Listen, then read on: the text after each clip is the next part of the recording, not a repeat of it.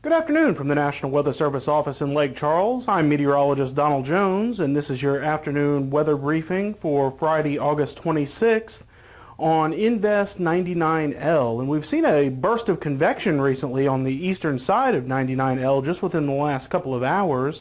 And while this does not necessarily mean that the storm is intensifying, it is perhaps indicative of a slightly more favorable environment, and we've been seeing the environment starting to improve around 99L, and we can see that by taking a look at the shear surrounding the storm. As you can see, shear values are now much more favorable for development than they were even just earlier today.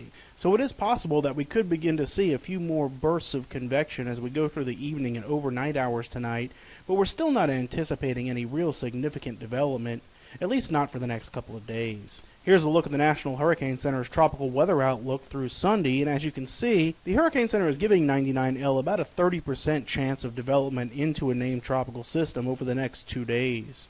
We also have the area of disturbed tropical weather along the northern Gulf Coast, and that's bringing us showers and thunderstorms this afternoon, and will continue to bring us some rainfall into tomorrow as well. We'll take a look at what to expect with that here in just a moment.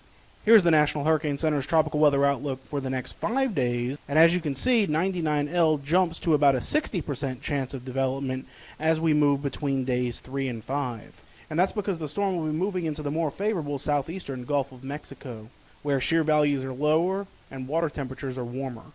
The disturbance along the northern Gulf Coast, on the other hand, still only maintains about a 10% chance of development, and it is very unlikely that we'll see any more development out of that system before it moves onshore across northeastern Texas in the next day or so. But being an area of disturbed weather, it is bringing showers and thunderstorms to our area this afternoon, and these showers and thunderstorms will likely linger through the night and into tomorrow as well. And while storms should be scattered in nature, there could be some local areas of heavy rainfall. Here's a look at the rainfall totals expected through Monday. Areas along the coast are expected to pick up somewhere between 1 to 2 inches. Locally, higher amounts up to about 4 inches will be possible, and this could pose a flood hazard to areas that have already seen significant rainfall over the last couple of weeks, including Lake Arthur, Lafayette, New Iberia, parts of Acadia, and Jeff Davis Parish as well. Rainfall accumulation totals decrease as we go further north, and we're generally looking at less than a half an inch north of the I-10 corridor through the weekend. Taking a quick look at the 7-day forecast, rain chances begin to decrease as we go into the early part of next week, and while rain chances decrease, temperatures will be on the increase, with temperatures getting back into the low to mid-90s for much of the week. So to summarize, despite showing a flare-up of activity this afternoon, 99L is still highly disorganized with no clear center of circulation, and computer models are still struggling to get a track on the system because of that lack of center of circulation.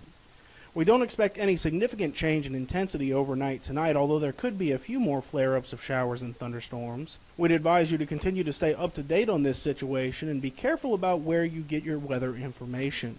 Of course, we'll continue to conduct these briefings as long as the threat remains, and our next briefing will be tomorrow morning, Saturday morning. And a Hurricane Hunter aircraft is scheduled to make its way back out into 99L tomorrow, if necessary, to determine if a center of circulation has developed. But that'll be highly dependent on how the storm evolves overnight. We wish everyone a pleasant Friday evening, and we'll speak to you tomorrow.